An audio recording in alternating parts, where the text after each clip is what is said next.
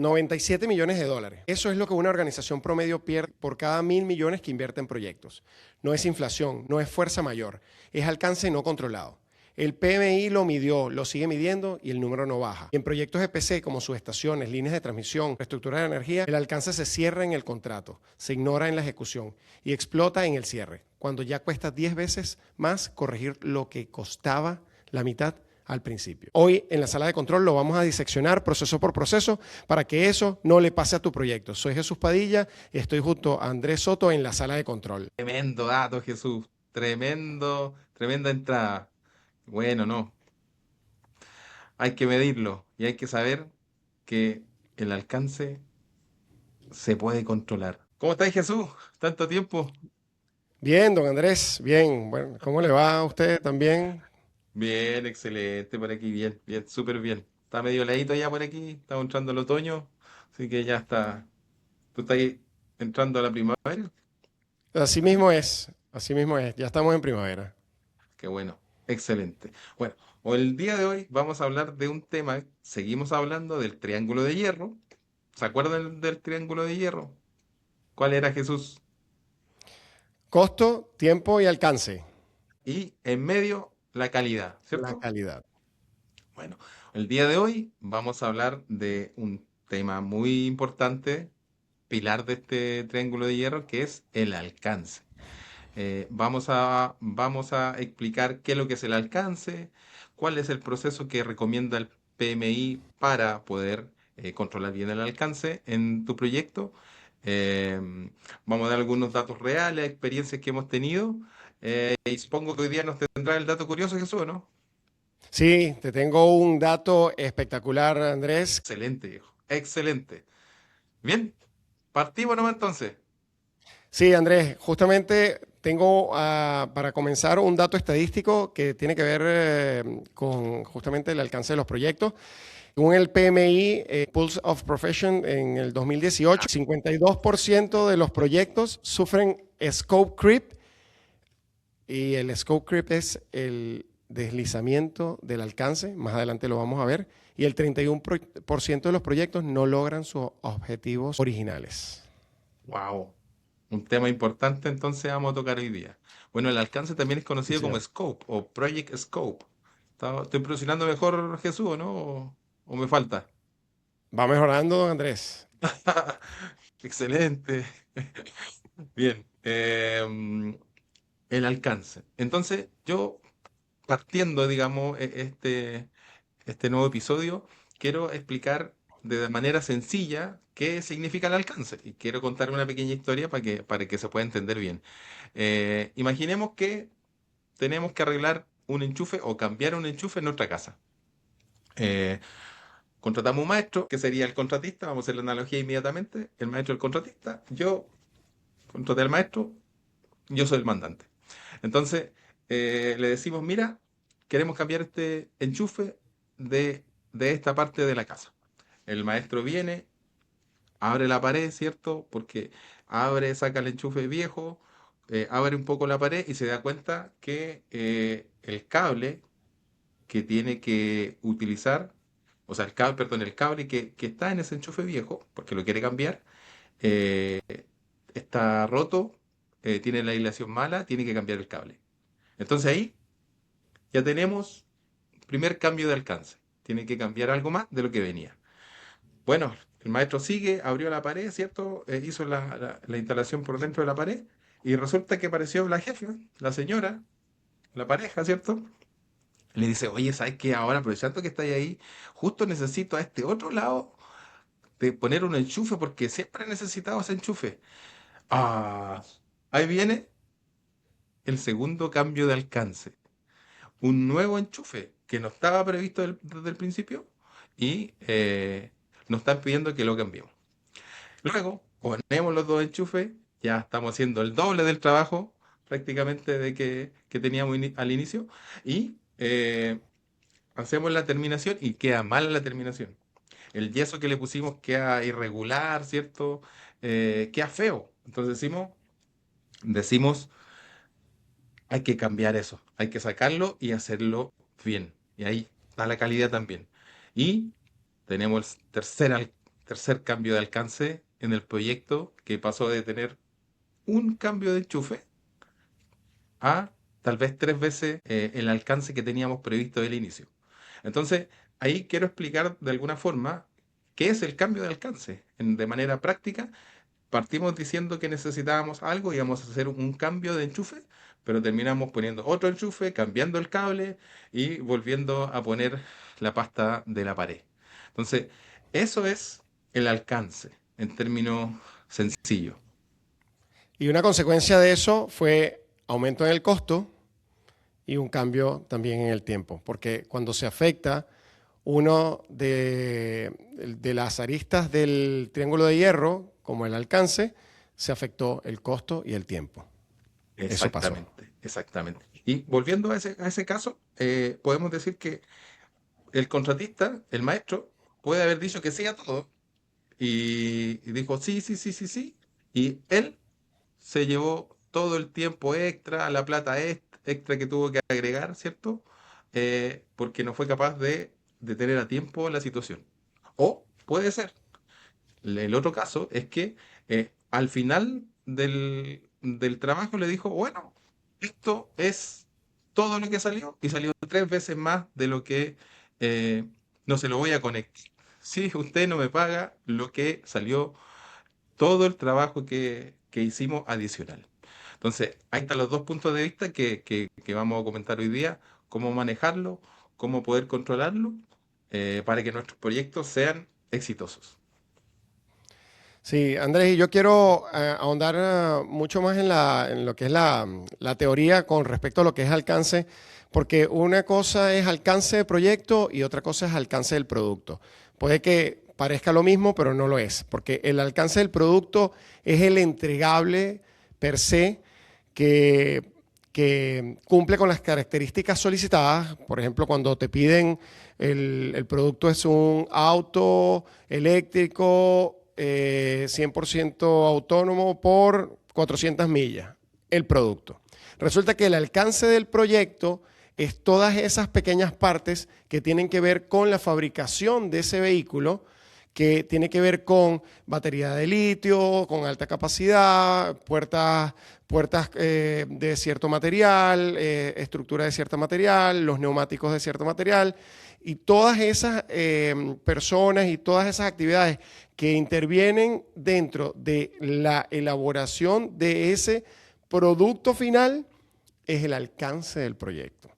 Y lo que pasó en la casa de esa persona con el enchufe que estaban cambiando fue un scope creep, que es una desviación del alcance o corrupción del alcance, que es cuando el alcance que está inicialmente definido por razones de un lado u otro, sin tener un control de cambio adecuado, se va a donde nadie lo quiere, porque al final toca el bolsillo. Excelente. El costo que hablamos en el episodio anterior, no miente. El número final, ese número final no miente y no hay cómo explicarlo.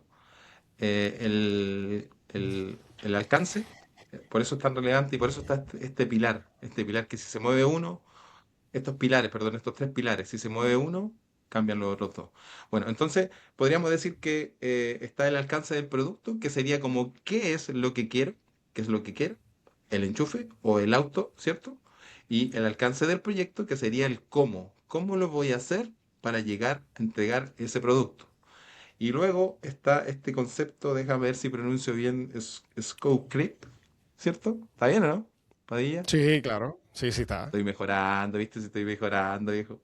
Eh, que sería como una desviación del alcance o como se hace la traducción, corrupción del alcance. Y esos términos hay que tenerlo claro porque son muy importantes tenerlo claro y toda la organización en el proyecto tiene que entenderlo de la misma manera. Sí. El alcance del producto entrega aquello que se entrega.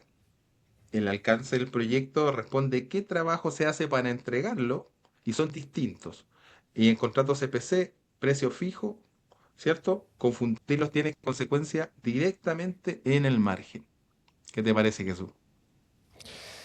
De cuidado, justamente.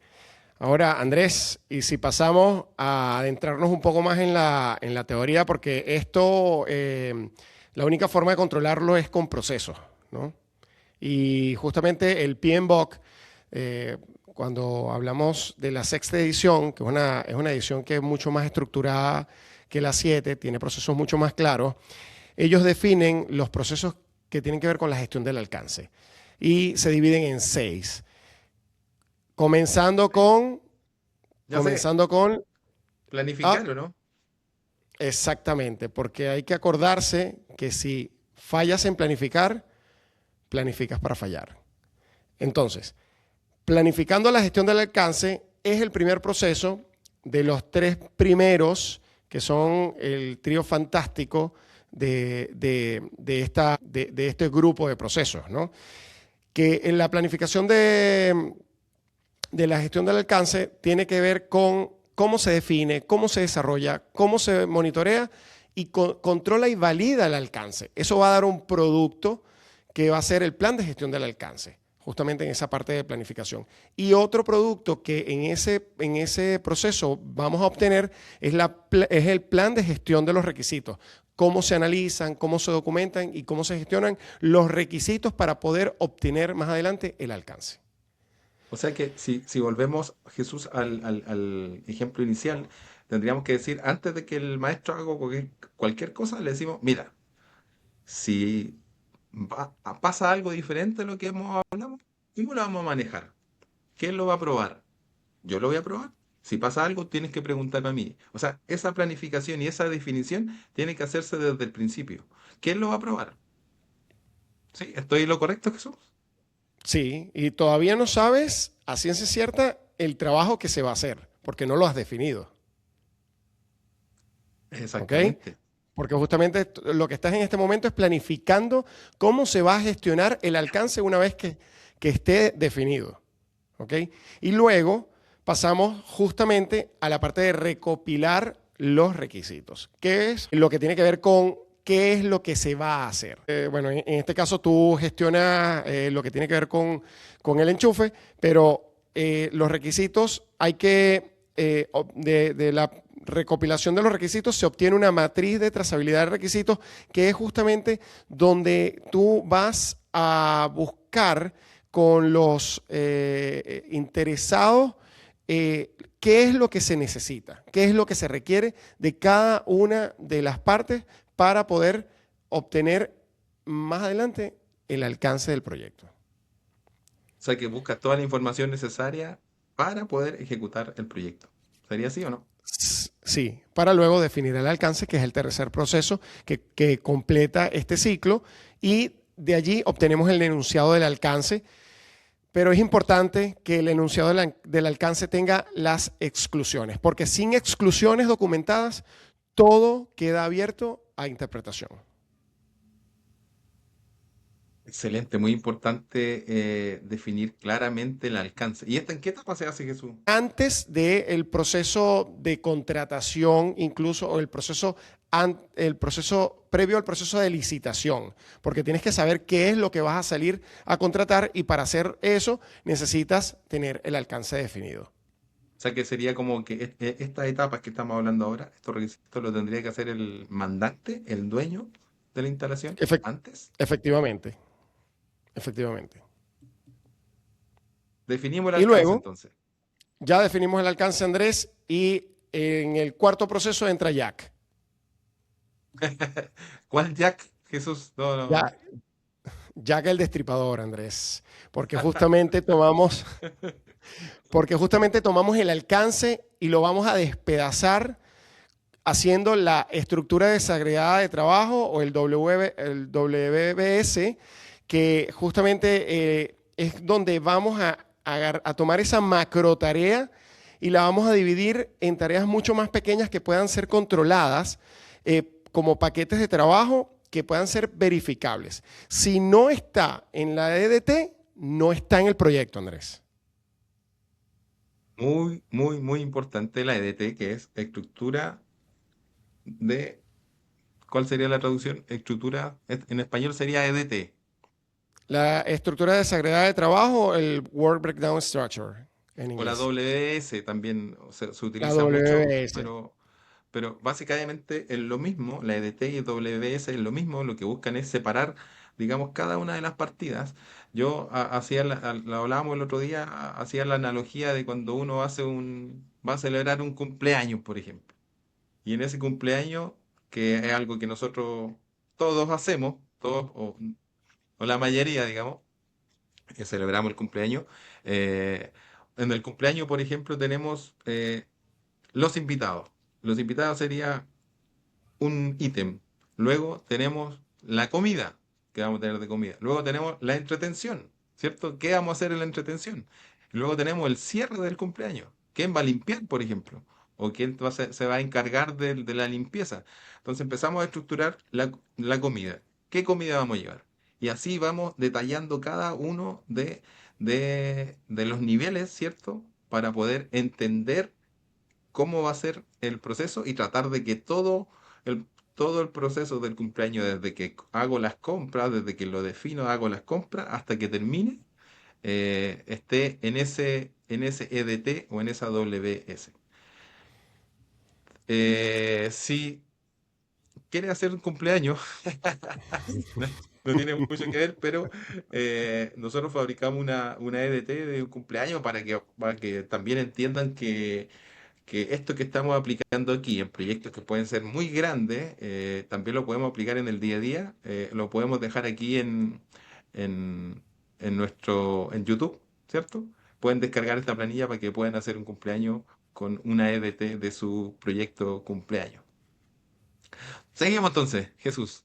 Vamos, continuamos, don Andrés, y pasamos a la validación del alcance, que es el quinto proceso de la gestión del alcance, y es justamente donde nosotros obtenemos la aceptación formal de los entregables por parte del cliente, ¿no?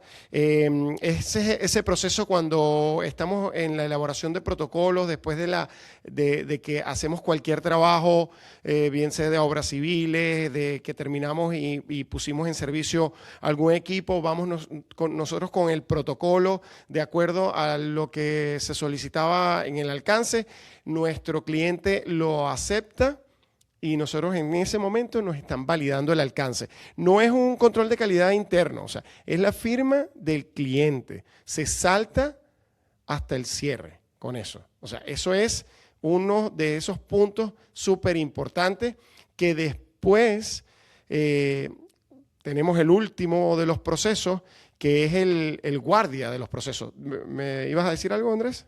Sí, que el validar el alcance, tú estabas hablando ya del cliente, estamos hablando que la primera parte lo definía el mandante, ¿cierto? Que sería el cliente en este caso, y ya luego, con ya teniendo el proyecto en la mano del contratista, estamos diciendo que el contratista valida con el cliente el alcance, ¿sí? No, no, esto ya es en el proceso de ejecución, ya hasta el quinto proceso es como que hasta ahí llegamos en lo que tiene que ver con documentación, como que no ha sido todavía eh, adjudicado el contrato, Proyecto. eh, el proyecto, puesto que los mandantes muchas veces entregan una EDT, pero no es la EDT que uno como contratista realmente ejecuta. Pero en esta fase, cuando yo creo que hay que hacer una definición o un corte ahí entre el paso 3 y el 4,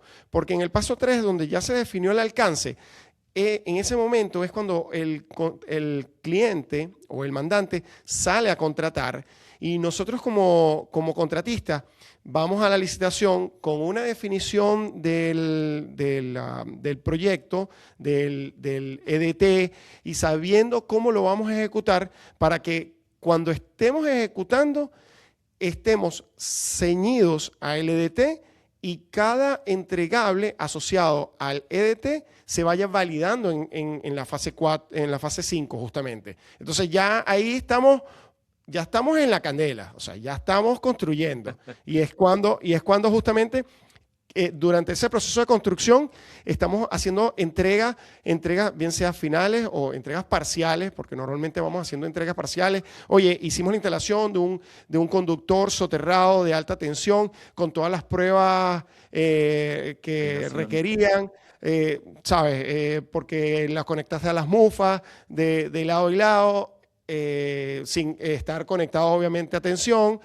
Y, oye, todas las pruebas salieron bien, entregaste los protocolos y tú dijiste, me firmaron el protocolo del cable, ya respiré, porque el cable vino de China, tuvo un transporte, todo el proceso de instalación, el proceso de pruebas, que son muchas veces son pruebas destructivas. Entonces, ya saltas o sueltas ese susto de que las pruebas hayan terminado y que el producto o esa fase del proyecto lo puedas entregar. Y cuando te lo firman, dijiste, ya, me validaron ese pequeño pedacito de torta del EDT. Ok, excelente.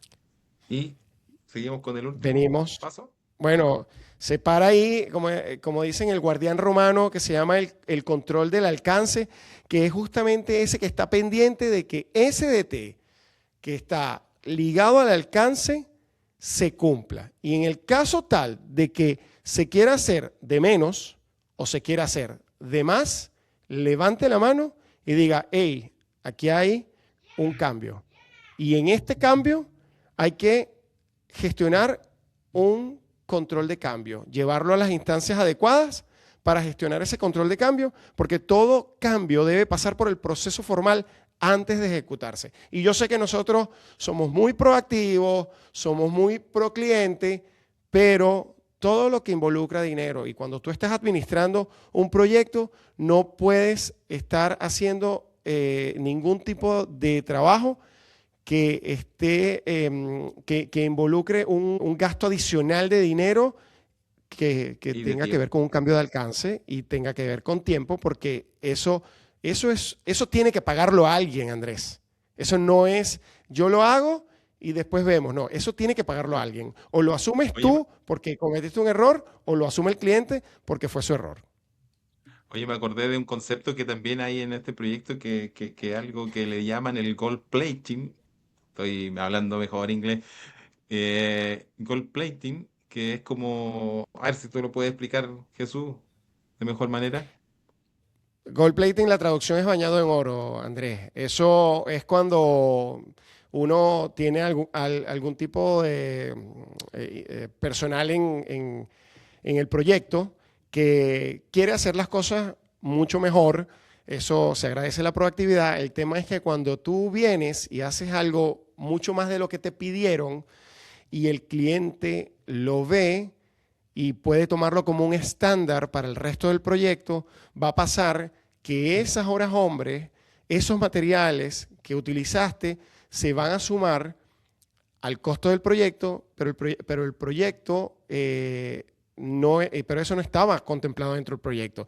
Entonces, los actores dentro del proyecto, sobre todo cuando uno es contratista, tienen que estar claros de que se hace lo que se pide y no se hace más de lo que se pide porque todo tiene un costo asociado. Es eso, Claro que Andrés. sí, claro que sí, claro que sí. Es como si alguien quiere, no sé, pintar con una mejor pintura o pintar una parte donde no se debía pintar. Claro que afecta el tiempo, ¿cierto? Que son los tres pilares del triángulo, el tiempo, el costo, ¿cierto? Afecta también. Entonces ahí se va moviendo y eso es lo que no se debe, digamos, hacer. Ese bañado en oro no se debe hacer porque afecta los plazos y afecta el cambio. Y esto puede pasar en cualquier parte del proyecto, ¿ah? Ya cuando está en ejecución puede pasar, no sé, en la parte de obra civil, estructura, con las diferentes disciplinas puede pasar esto y esto es lo que tenemos que estar atentos de que no suceda. En cualquier lugar donde se encuentre de la organización, de la ejecución del proyecto, hay que estar atento al alcance correcto. Por eso es tan importante que el PM, Project Manager o administrador de contrato, haya bajado el alcance del proyecto a todas las personas del proyecto. Porque si alguien no sabe el alcance o no sabe hasta dónde va a llegar, se generan estos problemas. Y sobre todo entre disciplinas, cuando pasan de obras civiles a estructura, ¿cierto? De obras civiles hacen las fundaciones, ponen los pernos de anclaje y después viene la estructura, los monta. Ahí también se forman muchas cosas entre disciplinas cuando uno va después de otro. Entonces, ambos disciplinas tienen que tener el alcance muy claro para que no pase, no se desvíe el alcance de lo que realmente es. Así es, Andrés. Mira, yo quiero recordar algo que se dice justamente en el PMBOK, pero en la edición 7, que el principio de ser un administrador diligente o un PM diligente incluye gestionar el alcance con la misma rigurosidad que se gestiona el costo, porque no se debe hacer más de lo acordado, porque eso es tan importante como no hacer menos. Excelente, Jesús. Excelente. Excelente. Ya, pero vamos a algo real, pues ahora. Ya pasamos de lo teórico, ¿cierto? Dijimos que habían 6 procesos, ¿cierto? Planificar la gestión del alcance, recopilar los requisitos, definir el alcance, crear el EDT o el WBS, validar el alcance y controlar el alcance. Si tomamos estos 6 procesos, podemos gestionar de buena forma nuestro alcance en el proyecto. Y ahora, pero eso sería en el papel, ¿cierto? Sería en el papel. Pero en la realidad siempre pasan cosas, ¿o no? Siempre pasan cosas. Siempre suceden, pero bueno, Andrés, al final uno tiene que tratar de seguir la receta. Sabemos cuando has estado en terreno que tienes que tomar decisiones y tienes que gestionar lo más rápido que puedas. El tema es si el cliente o el mandante te acompaña o no te acompaña, pues porque también la responsabilidad de llevar toda la carga de la empresa contratista siempre lo tiene el PM y tiene que resolver, pero muchas veces te dicen que tienes que hacer cosas y el tema es que el dinero está implícito, está intrínseco en cualquier acción que tú hagas. Entonces ahí es donde el papel hay que mirar al papel, mirar los procesos, mirar el control de gestión de cambios antes de, no sé, comprar o pedir algo adicional que después no te lo van a pagar. Ok. Yo te voy a contar un caso que me pasó, que, bueno, nos pasó, ¿ah? Nos fuimos parte ambos de ese proyecto, un proyecto Sí. en el norte de Chile. eh, en una subestación digital construimos un paño digital. Eh, para los que no entienden qué es lo que es una subestación digital es, yo lo voy a explicar de manera sencilla. Los equipos que están en una subestación tienen una salida de señales de medición de corriente y de voltaje, entre otras cosas que se miden, pero digamos que corriente y voltaje se mide y salen de manera análoga, o sea, salen con, digamos, salen corrientes pequeñas, miliamperes salen, ¿cierto? Y van hacia la sala de control, por eso Es, ana- nuestro podcast se llama la sala de eh, control. ok. Es análoga, Andrés, porque se transmite a través ¿de qué? De cables, o sea, esa salida de señales análogas se llega a la sala de control a través de cables de cobre, ¿cierto? Entonces la subestación digital lo que hace diferente es que a la salida del equipo, hoy día se están fabricando otros equipos que ya la salida sale digital, pero a la salida del equipo que sale análogo se pone un traductor, digámoslo así, o merging unit, ¿cierto? Se le llama, pero este traductor donde traduce la señal análoga y la cambia a señal digital, o sale en ceros y unos, digámoslo en forma sencilla, y se va a través, esas señales se van hacia la sala de control o a la sala de mando en señal digital a través de fibra óptica. Entonces, esta subestación digital, ya las señales no van de manera análoga, sino que van de manera digital, o sea, entre ceros y uno, y se trasladan a través de fibra óptica. Entonces, ¿cuál es lo positivo de eso? Que no tienes que llevar una serie de cableado a la sala de control, que puede estar, un punto puede estar lejos, pero algunos paños están muy lejos, perdón, algunos puntos pueden estar secos, cercas, pero otros están muy lejos de la sala de control y hay que gastar mucho dinero en cobre para llegar a la sala de control. Entonces están estas subestaciones digitales donde se llaman por fibra óptica, generalmente dos cables de fibra óptica, uno que respalda al otro en caso de que se corte. Redundancia se llama eso, ¿cierto? Eh, y esa, digamos, es una subestación digital por si no lo sabía. Entonces, en esta subestación, en este paño digital que nosotros construimos, hubieron en definitiva tres cambios de alcance en ese proyecto y se fueron dando luego de que se empezó a desarrollar la ingeniería de detalle. Se empezó a desarrollar la ingeniería de detalle y lo primero que pasó, dijeron, oye, el cable que nosotros dijimos que teníamos que colocar no es el cable correcto, el cable de alta tensión, es este otro tipo de cable. Nosotros como contratistas dijimos, oye, no es parte del alcance, nosotros cotizamos esto, por lo tanto eso no lo acordamos y dijimos, esto lo podemos hacer, pero tiene un cambio en el precio, porque el cable era un poco más robusto, por lo tanto el precio era mayor.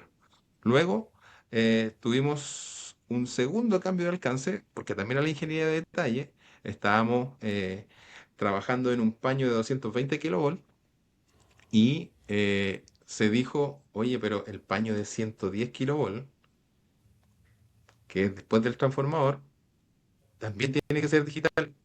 Entonces, ahí hubo un segundo cambio en el alcance de ese proyecto y luego hubo un tercer cambio de alcance. eh, Que te quiero decir, Andrés, que justamente ese segundo cambio de alcance se notó justamente un tema de comunicación interna que hizo que no se definiera bien esa etapa o esos detalles por parte del mandante cuando definieron justamente el proyecto. Y allí justo es cuando se debe recopilar de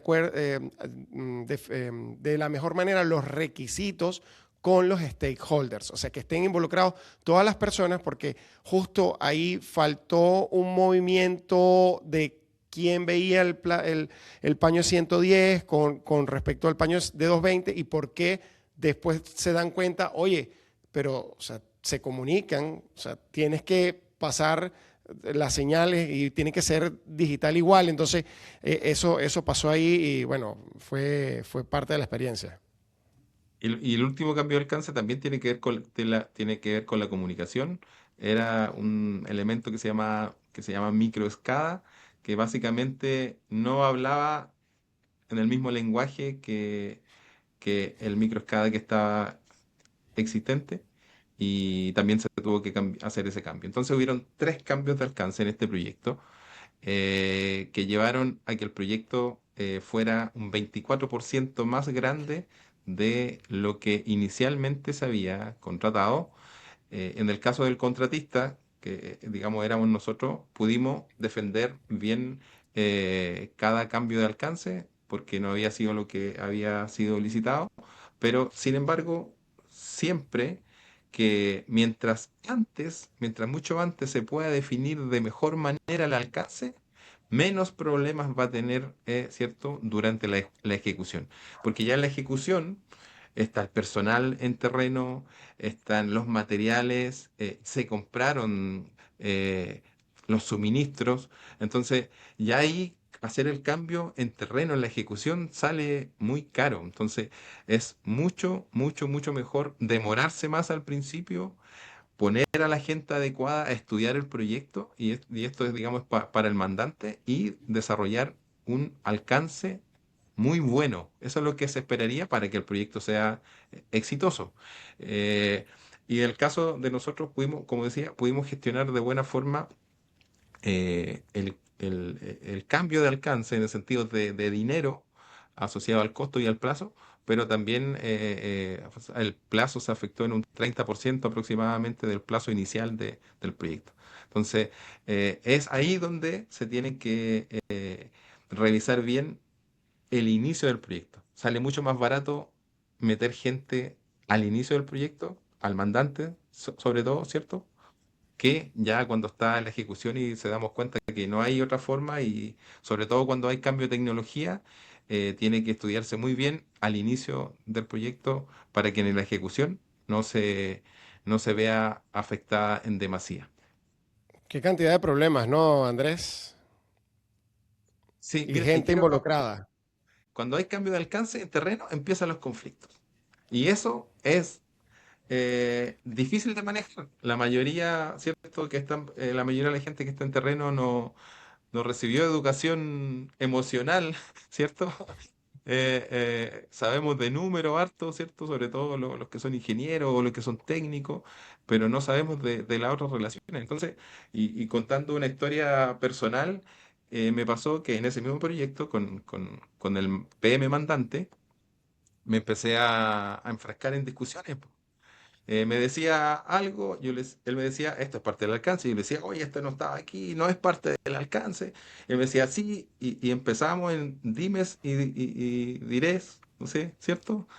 Para aquí y para allá, y después se empieza a poner algo, después, por decirte, voy a hacer un chiste, pero me dijo, oye, eh, ¿eres feo? Oye, pero ¿cómo que eres feo si mi mamá me dijo que yo soy bonito? Entonces, y yo le dije, cuando lo vea de nuevo, le voy a decir que también es feo. Entonces, se empieza a pasar de algo laboral a algo personal.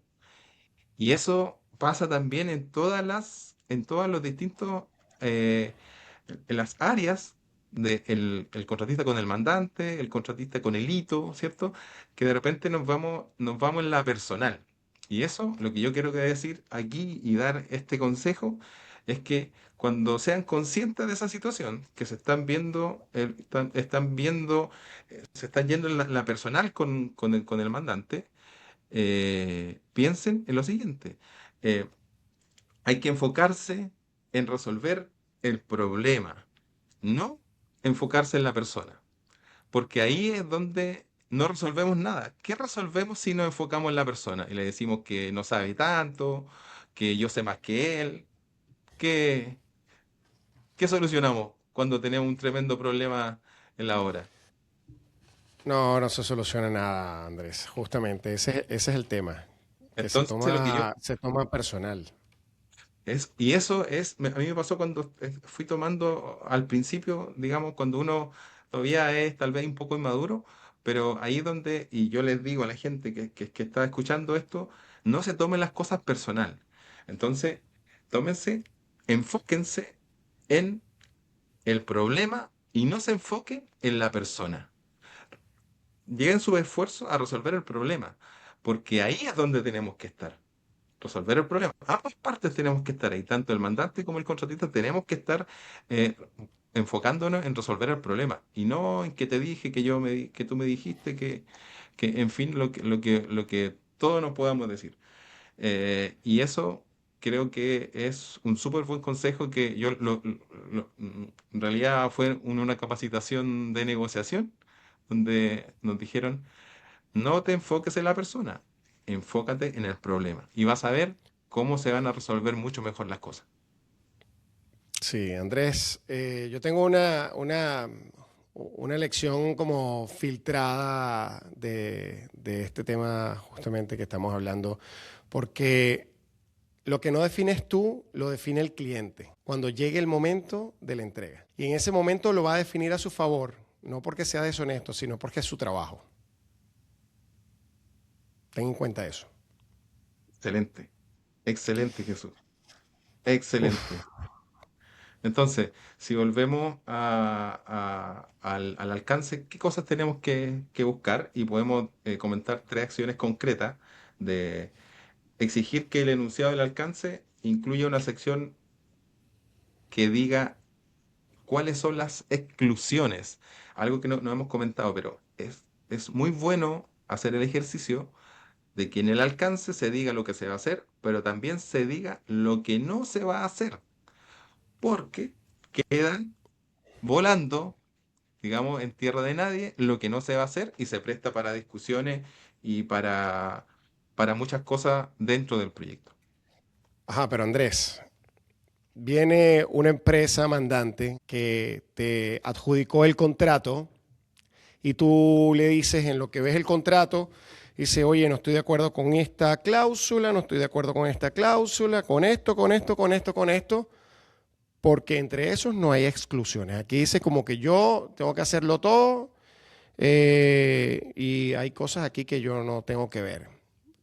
Haces con tus abogados todas las notas, envías de vuelta y el mandante te dice, firme el contrato. Ese es el contrato y listo.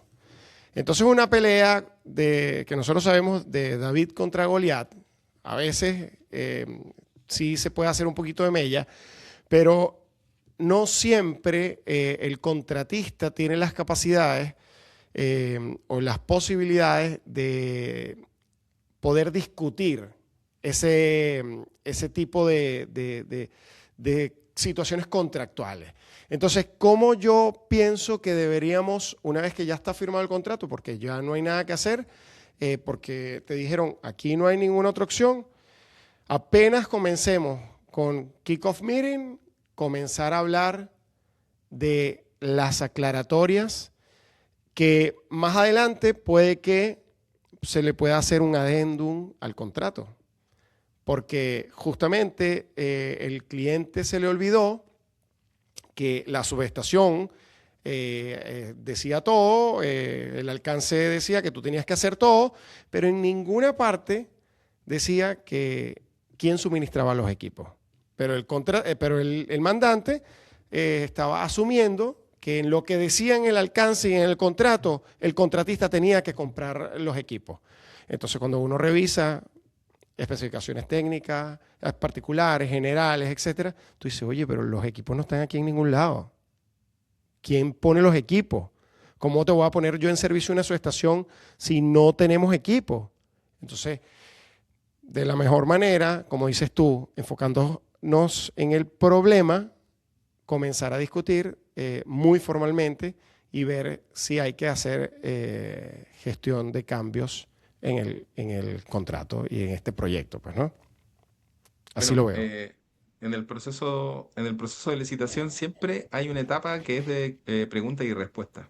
Y es ahí donde uno tiene que hacer todas las preguntas posibles, porque es ahí, las preguntas y respuestas también son parte del contrato, porque las preguntas y respuestas se responden formalmente y son una parte también del contrato. Es ahí donde uno en esa etapa previa de licitación, como contratista, digamos, tiene que hacer todas las preguntas necesarias para poder ejecutar de buena forma el proyecto y no tener estos inconvenientes de cambio de alcance.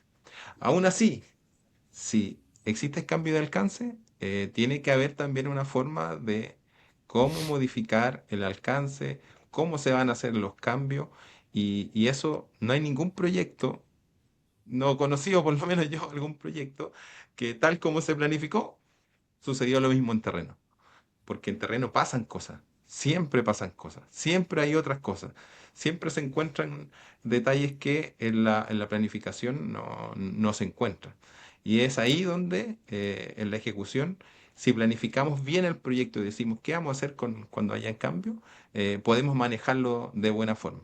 Y como hemos dicho antes, mientras sea en etapas tempranas, mucho mejor para que no existan inconvenientes en el futuro. Lo que quería agregar era que respecto de las cosas prácticas, es cierto, cuando hay varias disciplinas en un proyecto, eh, internamente el contratista tiene que definir bien cuáles son esas zonas grises, ¿cierto? Esas zonas grises que son las que quedan entre ni acá ni allá, ni en obras civiles, ni en la parte estructural.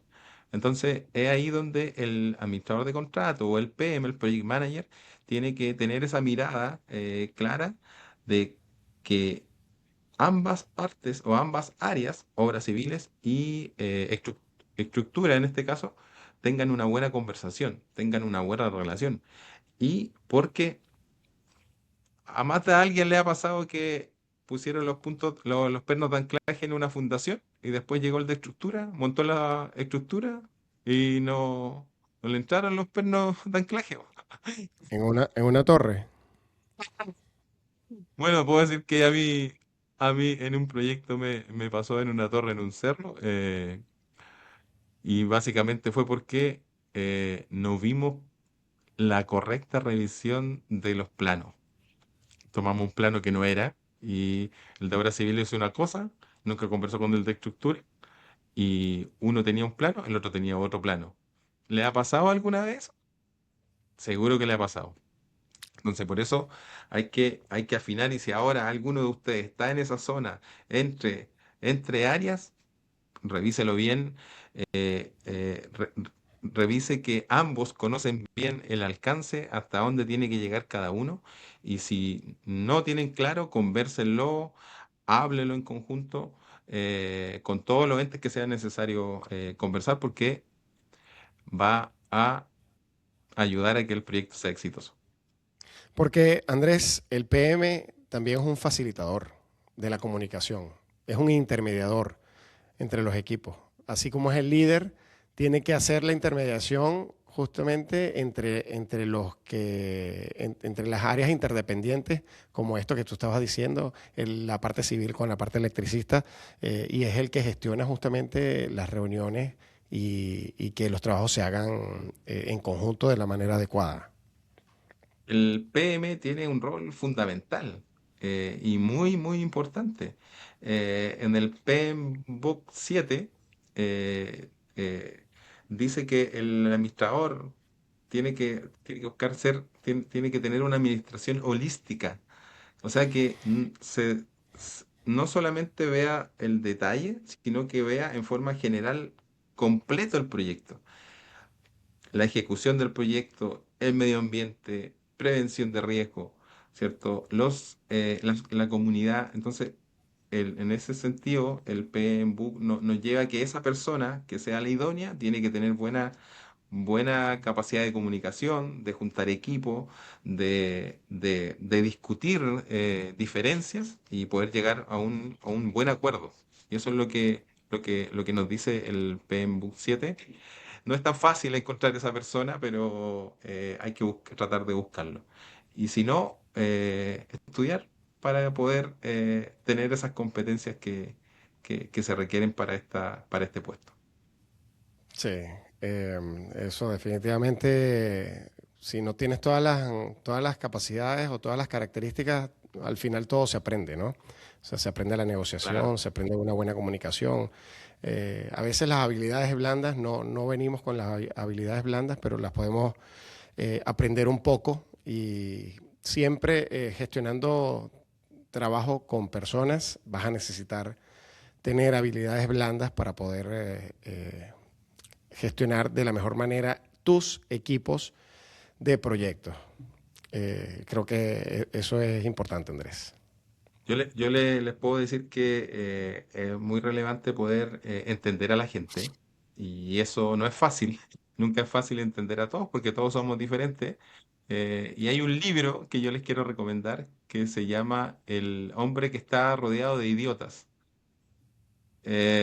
No quiero dar el spoiler, pero es muy bueno que lo puedan leer. Yo en algún momento lo leí y también me lo recomendaron, porque te va diciendo que todas las personas son diferentes, tienen una personalidad. En el libro hay un color para cada personalidad, hace cuatro colores: amarillo, rojo, verde y azul. Y dice, mira, esto hay grupos de personas que tienen de este color, hay otros que son de este color, otros que son de este color, y cada una funciona de manera diferente. Y el título dice, el hombre que estaba rodeado de idiotas, se refiere a que en realidad él no entendía cómo era todo el resto de la gente y por eso pensaba que eran todos idiotas, pero en el fondo, lo que te dice el libro es que cada uno es diferente, cada uno tiene diferentes intereses, cada uno funciona de una forma y eso ayuda, digamos, a poder lidiar con todas las personalidades que tenemos en las obras.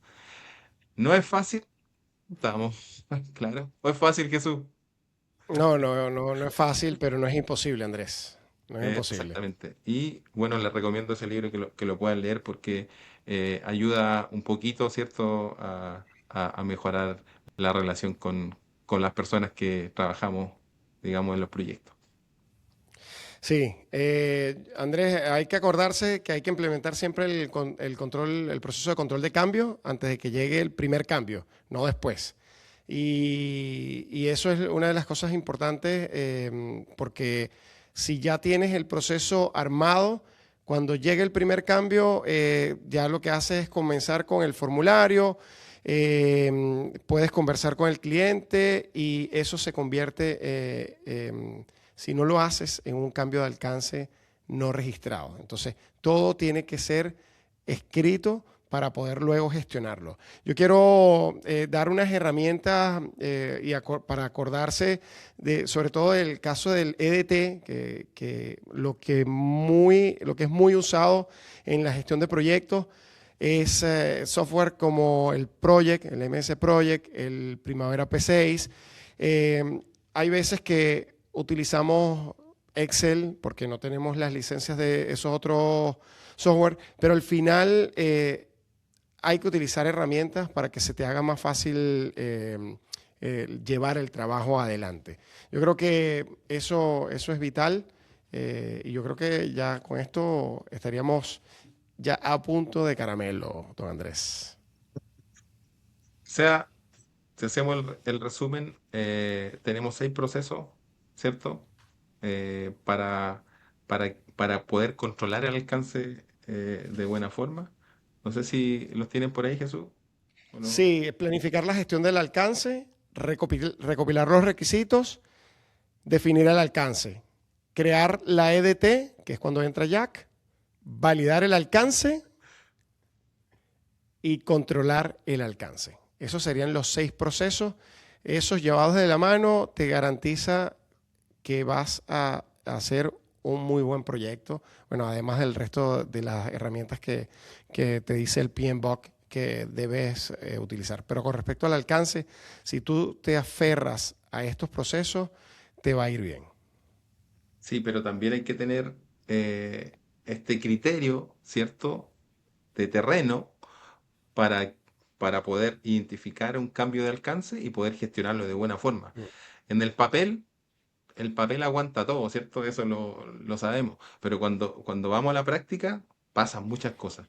Entonces hay que tener el criterio de buscar siempre mantener estos 6 procesos, conocer el EDT, que sería el alcance, conocer bien el alcance, siempre mantenerlo y cualquier cambio que haya, poder registrarlo con un control de cambio desde terreno. Y en terreno, identificar estas zonas grises que están entre medio. Si hoy día tú estás en algún proyecto donde identifiques una zona gris en donde no sabes si es para allá o es para acá, levanta la mano y anda y solucionalo. Muchas veces la inacción o no hacer nada frente a esas cosas te genera un tremendo problema. Entonces, no seas esa persona. Anda y levanta la mano y busca resolverlo, porque es ahí donde también nosotros aportamos y hoy día ustedes saben que ahí, en esas zonas grises donde no se sabe bien si está para allá o para acá, eh, se producen cosas. Sí, Andrés, y llegamos al punto donde te tengo lo que llamamos en nosotros acá el dato curioso, y que tiene que ver justamente con el tema del alcance, pero antes tienes algo que decir, ya lo sé. Oye, sí, mira, quería decirle antes de pasar este punto, paren el video, suscríbanse a nuestro canal, eh, dennos like, dennos un comentario. ¿Alguna vez han tenido problemas en el alcance de su proyecto? Coméntenos ahí en YouTube, ¿cierto? Eh, Síganos en LinkedIn también, tenemos nuestros perfiles. Yo creo que esto le sirve a mucha gente y queremos ayudar a la mayor cantidad de gente posible y hay mucha gente desarrollando proyectos y lo hablamos en el primer episodio. Todo puede ser un proyecto, desde nuestros proyectos personales a estos proyectos que estamos hablando hoy día. Ahora Y sí, estamos Jesús. en Spotify, y estamos en Spotify, Andrés. Exactamente, se me olvida, siempre se me olvida Spotify, pero también estamos en Spotify. Sí, Vamos a ver Andrés, entonces, tu dato mm, curioso, ¿cómo estás, Jesús? Andrés, ¿te suena el proyecto minero Pascualama? Sí, me suena, me suena. Estuve casi de poder, casi de ir a trabajar a ese proyecto, me acuerdo, 2013 o 14 por ahí, ¿no? No sé si ando perdido. Bueno, el proyecto minero de Pascualama es un proyecto que se multiplicó por 10. No sé si sabías que este es un proyecto en Chile, que se hizo entre Chile y Argentina, cuyo costo se multiplicó por más de 9 veces su Nueve veces. costo sin que nadie ampliara lo que había que construir. Pascualama era un megaproyecto minero binacional de la empresa Barrick Gold, que estaba en la frontera Chile-Argentina y fue aprobado con un presupuesto inicial de 950 millones de dólares. Al momento de su paralización, el costo estimado superaba los 8.500 millones de dólares, con proyecciones de llegar a 10.000 millones de dólares. Todo partió porque el alcance físico, a pesar de que prácticamente era el mismo, hubo unos cambios de diseño de molienda húmeda a molienda seca, problemas ambientales, una estructura de EPCM que nadie alineó bien, un problema de permisos ambientales, sobre todo del lado de Chile, que recuerdo que hubo más de 30 infracciones a la resolución de calificación ambiental, que le generó una multa de 16 millones de dólares, que esto no fue nada, obviamente para una empresa y un proyecto de ese tipo, pero este proyecto se paralizó en el año 2013. Y fíjate que este proyecto para esa empresa fue una pérdida contable de 5.000 millones de dólares. O sea, 5.000 millones de dólares que se invirtieron y se perdieron. Entonces, es importante aquí que no todo scope creep, o sea, no toda corrupción del alcance viene de lo que pide el cliente o de que el cliente pide de más. A veces viene de no haber definido bien lo que ya estaba dentro del contrato. Entonces, hay que tener mucho cuidado. Esto es la vida real, donde hubo muchas expectativas de las zonas aledañas, de muchos empleos que se iban a generar, pero también hubo consecuencias que están registradas. Nosotros verificamos las fuentes y todo el tema de contaminación de los glaciares que estaban cerca. Justamente por eso la calificación ambiental o la resolución de calificación ambiental era tan estricta. Bueno, finalmente se terminó paralizando el proyecto porque efectivamente hubo un daño al ambiente, justamente en un proyecto que estaba a más de 4.000 metros de altura, para explotación de oro y plata. Wow, tremendo, tremendo dato, Jesús. Yo me acuerdo de ese proyecto. Pascualama fue un proyecto emblemático, fue sobre todo Chile-Argentina, iba a dar mucho empleo, pero bueno, no faltamos nosotros ahí, pues Jesús. El dúo dinámico, ¿ah? Para hacerlo bien, hacer las cosas Claro que bien. sí, claro que sí. Oye, una última pregunta, si estás en un problema de alcance en este momento, levanta la mano y haz la gestión de cambio correspondiente. Si estás haciendo algo que nadie te pidió, revisa eso, que también hay que hacer ni más ni menos para gestionar el alcance de buena forma. Así es, don Andrés.